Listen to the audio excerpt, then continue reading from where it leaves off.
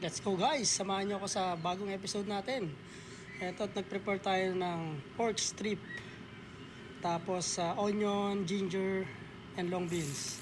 Una kong ginawa dyan is nagsaute tayo ng ginger and onion. Kasi nga yung chopped garlic ko is chinap ko siya ng maramihan. Tapos binabad ko sa oil para hindi madaling masira, no? Yung garlic kasi bihira tayo magluto. At busy tayo, para hindi masira yung garlic natin, binababad ko siya sa oil. Kaya ayan, tingnan nyo, yan yung chopped garlic natin. Ayan. Pwede nyo rin gawin yung diskarte, no? Para at least pwede kayo mag-imbak ng garlic.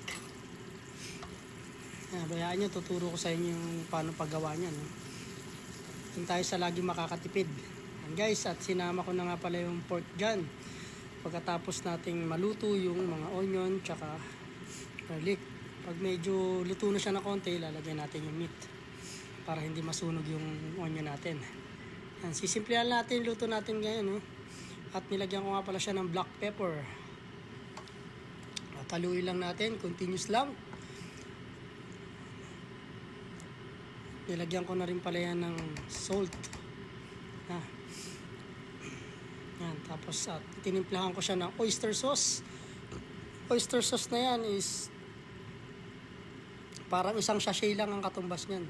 Kung sa Pilipinas, yung nabibili sa tindahan, okay na yun. Kung pwede nyo, gusto nyo medyo malasa, dalawa, pwede na yun. Yung nakaripak-ripak na nabibili sa tindahan sa atin. Ayan, halu-haluin lang natin. Inantay ko nga pala bago maluto yung pork dyan, no? Kasi madali lang naman maluto yung part na pork na yan. Kaya ilalagay na natin yung gata. Sa gata nga pala guys, ko nga muna yan, no? Sinisimmer ko muna yan ng matagal. Parang, at least parang nagmamantika na siya. Saka ko ihahalo yung susunod na ingredients natin. Kasi para hindi madaling masira yung gata natin. Pag nagmamantika na yung gata natin, malambot na rin naman yung karne, ihahalo natin yung, yan, nilagyan ko siya ng maanghang. Depende sa anghang yan, ha. Crushed pepper nga pala ginamit ko. Pwede rin kayong gumamit ng siling labuyo. Kita nyo, nagmamantika na yung gilid niya. Yan, saka nilagay ko yung gulay. Bakit tinuli ko yung gulay? Kasi nga, gusto ko yung gulay natin hindi overcook. Gusto ko medyo crispy pa siya pag kinakain, no? Ayan, long beans. Long beans ang ginamit natin dyan, sitaw. Hindi siya masyadong lulutuin. Sakto lang. Guys, kain tayo. Siyempre, masarap yun sa kanin, no? And guys, nagsandok na nga pala si Mrs., no? At sana nagustuhan niyo yung recipe natin. Maraming salamat.